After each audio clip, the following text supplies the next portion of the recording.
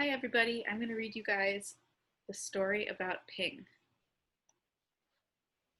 And this is a book I had at my house since I was a kid. Maybe you have it at your house too. The story about Ping. I think I'll read it and then show you guys the pictures.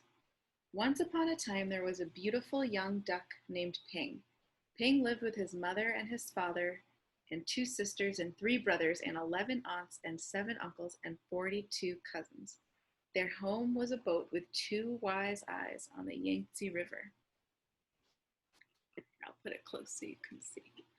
Each morning as the sun rose from the east, Ping and his mother and father and sisters and brothers and aunts and uncles and his 42 cousins all marched one by one down a little bridge to the shore of the Yangtze River.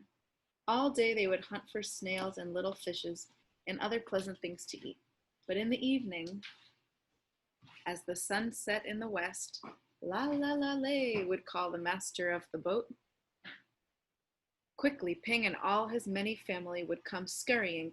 Quickly they would march one by one up and over the little bridge and on to the wise-eyed boat, which was their home on the Yangtze River. Ping was always careful, very, very careful, not to be last, because the last duck to cross over the bridge always got a spank on the back. But one afternoon, as the shadows grew long, Ping did not hear the call because at that moment Ping was wrong side up, trying to catch a little fish. By the time Ping was right side up, his mother and his father and his aunts were already marching one by one up over the bridge. By the time Ping neared the shore, his uncles and his cousins were marching over, and by the time Ping reached the shore, the last of his 42 cousins had crossed the bridge. Ping knew he would be the last, the very last duck if he crossed the bridge. Ping did not want to be last. So he hid. You can see him hiding there. Ping hid behind the grasses, and as the dark came and the pale moon shone in the sky, Ping watched the wise-eyed boat slowly sail away down the Yangtze River. All night long, Ping slept near the grasses on the bank of the river, with his head tucked under his wing, and when the sun rose up from the east, Ping found he was all alone on the Yangtze River. There was no father or mother, no sisters or brothers, no aunts or uncles, and no 42 cousins to go fishing with Ping, so Ping started out to find them, swimming down the yellow waters of the Yangtze River. Oops. As the sun rose higher in the sky, the boats came. Big boats and little boats, fishing boats and beggars' boats, houseboats and raft boats, and all these boats had eyes to see with. But nowhere could Ping see the wise-eyed boat which was his home. Then came a boat full of strange, dark fishing birds. Ping saw them diving for fish for their master. As each bird brought a fish to his master, he would give it a little piece of fish for pay. Closer and closer swooped the fishing birds near Ping. Now Ping could see shining rings around their neck, rings of metal made so tight the birds could never swallow the big fish they were catching. Swoop, splash, splash, the ringed birds were dashing here and there, all about Ping. So down he ducked, and I'll put it close so you guys can see the details. And he swam under the yellow water of the Yangtze River. When Ping came up to the top of the water far away from the fishing birds, he found little crumbs floating, tender little rice cake crumbs which made a path to a houseboat.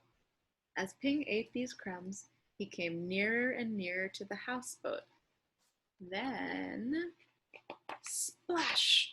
In the water was a boy, a little boy with a barrel on his back, which was tied to a rope from the boat, just as all boat boys on the Yangtze River are tied to their boats. In the boy's hand was a rice cake. Ow, whoa, whoa, whoa, cried the little boy, and up dashed Ping and snatched at the rice cake. Quickly the boy grabbed Ping and held him tight. Quack, quack, quack, quack, cried Ping. Oh, oh, oh, yelled the little boy. Ping and the boy made such a splashing and such a noise. that the boy's father came running, and the boy's mother came running, and the boy's sister and brother came running, and they all looked over the edge of the boat at Ping and the boy, splashing in the water of the Yangtze River. Then the boy's father and mother pulled at the rope which was tied to the barrel on the little boy's back. They pulled, and up came Ping. And the boy ran on to the houseboat. "Ah, a duck! Dinner has come to us," said the boy's father. "I will cook him with rice at sunset tonight," said the boy's mother. "No, no, my nice duck is too beautiful to eat," cried the boy. But down came a basket all over Ping, and he could see no more of the boy or the boat or the sky or the beautiful yellow water of the Yangtze River.